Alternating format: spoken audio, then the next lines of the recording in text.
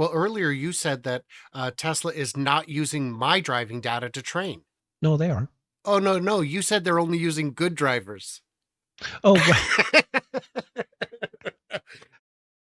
Tesla has released version 12 of its FSD beta software, and it's out, and it's amazing. It can do it all. It can slice it, can dice it, can julienne your fries. But is it the silver bullet that we've been waiting for? That's what we'll find out. I'm Brian. Welcome to my Tesla weekend. Joining me as he does this time each week is my good friend Herbert from Brighter. Check him out if you haven't had a chance. He does fantastic work and gets the biggest names in the biz to share their insights. How are you, Herbert?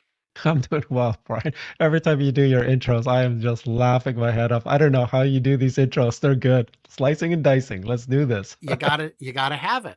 So you've seen the demos. Omar from Holmar's catalog famously puts out some pretty amazing demos.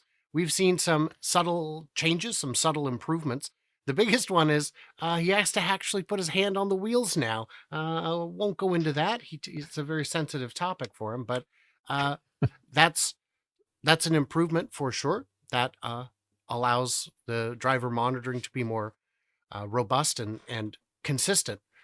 But let's talk about V12 itself. Is this the silver bullet we've been waiting for? First of all, what is the big difference between V12 and all versions before? Oh, you know what it is. But Of okay, course. some of our audience might not know, but version 12 is not the same at all compared to anything that's ever been released previously, all the 11s and underneath, because this one is pure neural net. Basically, it's end-to-end neural net. It just takes video in, it's looking at all the cameras, and it's the neural net itself, the computer that is coding itself to try to understand what to do with the real world and how to make those decisions.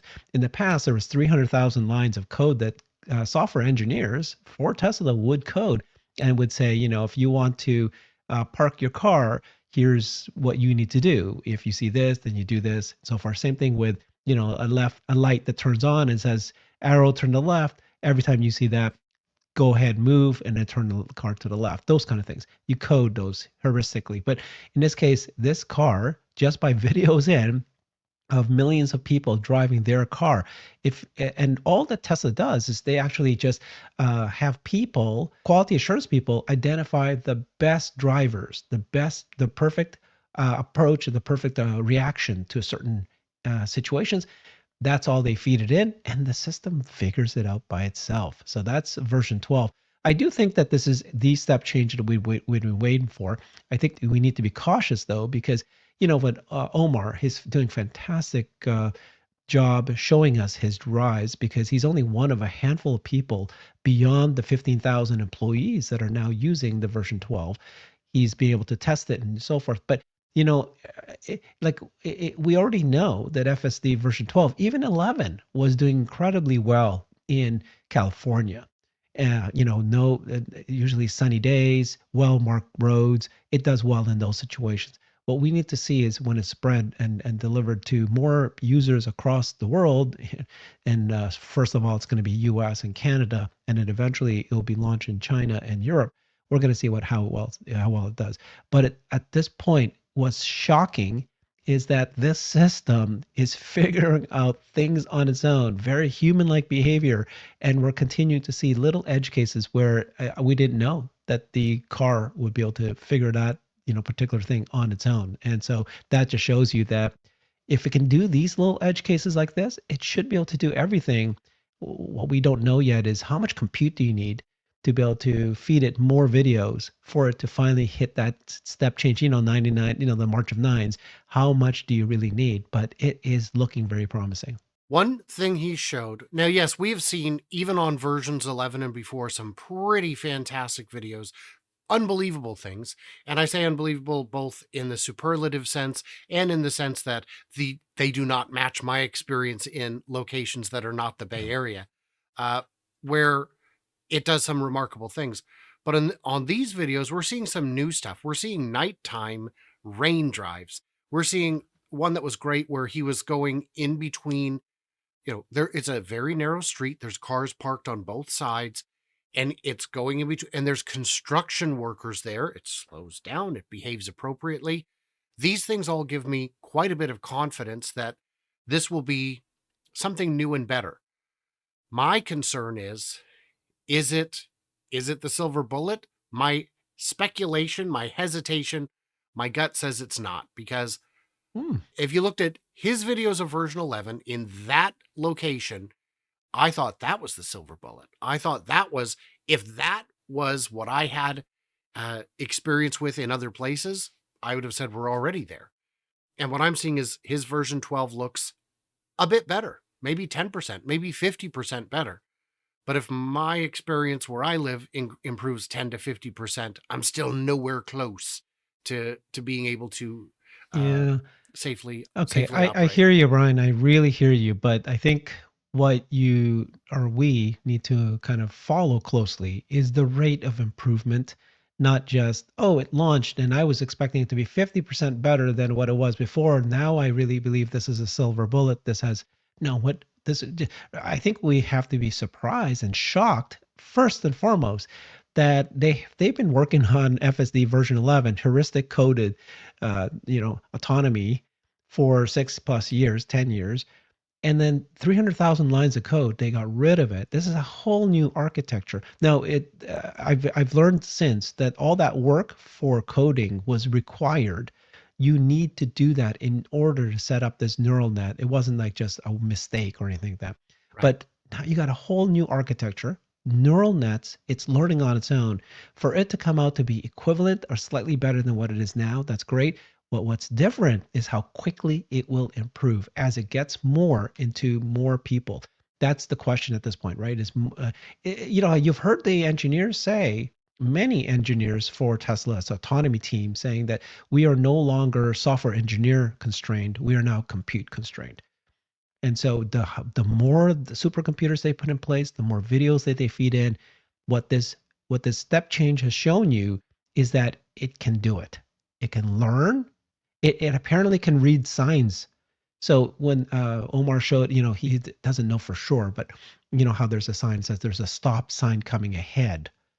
It read it just like a human would and slowed down. And he said that previously version 11 and others would always make a mistake here because Mm.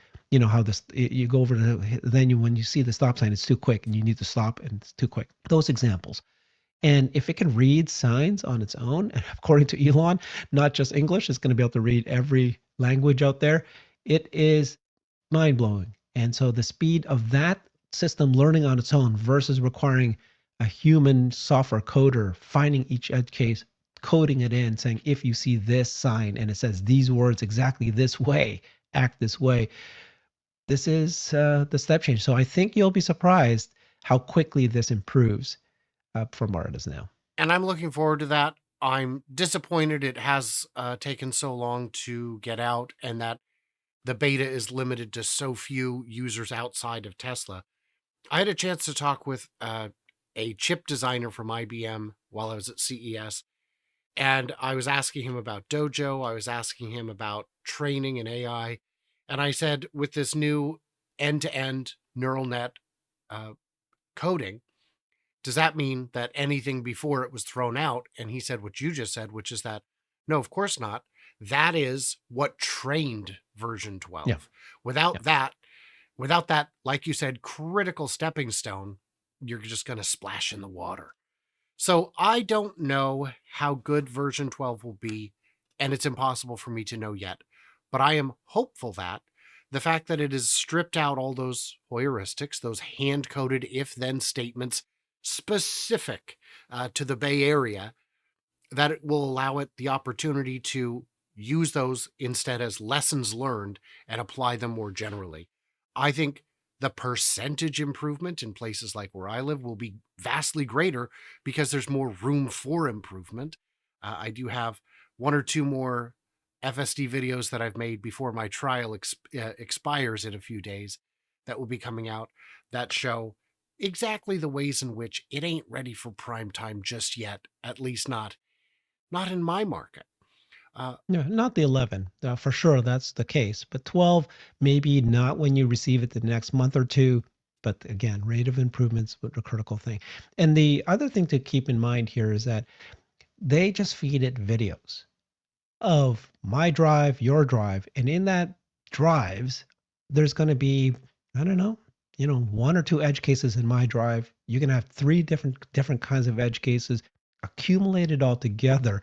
This thing is not only learning how to drive properly, it's learning all these little tiny edge cases, as opposed to what currently happens today, where they have to feed it the edge case and says, okay, we're now going to work on stop signs. And you realize that stop signs are not all just octagon and red. There are times when there's a hedge and then you can only see the top part of it. There's all these different permutations. So they need to feed it all those videos and then it learns it. They don't need to do that anymore because that's just one edge case of a million that they're going to be tracking or capturing. The system will figure it out on its own. Well, earlier you said that Tesla is not using my driving data to train. No, they are. Oh, no, no. You said they're only using good drivers. Oh, right. I had to walk you into that one. I You apologize, did. Herbert. It That's is funny. what I So do. yeah, so what they used to do is they used to have a team of testers, and what they would do is they would label everything, right? And then they would feed that into the videos, and then Right. everything's all labeled. They don't need to do that anymore. So they moved all those people to now be on the back end, which is after the videos have come in, they try to identify who are the best drivers, the not the best drivers, but the best kind of a reaction to a certain situation, and then give those more weight so that the neural net knows that's what I'm trying to be more like that person. Sure. And I will, I'm pushing back and saying a bunch of negative things on purpose to create Yeah, perspective. But I'll back yeah. that. I'll take a step back and say Tesla's data advantage is not only second to none, it is so far out in first place that it defies any reason. If I wanted to get training data on vehicles, I would have to purchase a sensor suite and data collection system and place it on millions of cars. You remember the story when there was a problem with stop signs that were partially occluded, a little bit hidden. And so Tesla went What I was saying. into the Yep. computer and said, give me examples. And within hours, they had hundreds of thousands of examples that the cars had identified. You can't beat that. And if you try, you're going to struggle. And we're seeing a lot of AI competitors scaling back their ambitions. We know Apple Car loves to say they love to hint that they might have one in a couple years. But their latest announcement, as vaporware as it is, even said also it's not going to be autonomous like we've been touting for 10 years. We're going to scale that back and just give it some really good, lane detection, some ADAS, but not real autonomy. And that's a shift that we've seen. A lot of companies that were confident that they would have this cracked are now looking at the progress that Tesla has made, the methods Tesla has used, and saying, we don't got that.